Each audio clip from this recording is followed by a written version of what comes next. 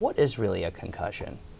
Well, you can think of it in several different ways. You can think of it as a clinical syndrome, and you can think of it as in terms of the physiology of what's going on in the brain during a traumatic head injury. So concussion can occur whether there's a head injury or not. Sometimes it's just a contact sport where there's some collision of two bodies and the head is shaken, or in some cases actually hit.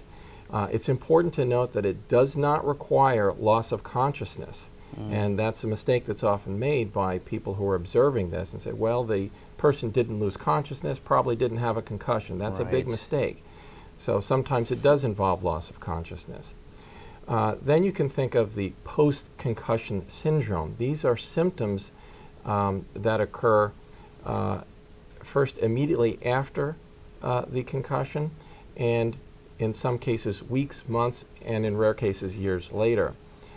Then you can think of it in terms of second impact syndrome. So this is someone who's had a concussion or a head injury, and perhaps there was not enough time that went by for healing.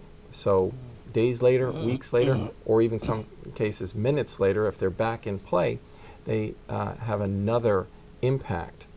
And that could be quite serious and in some cases fatal.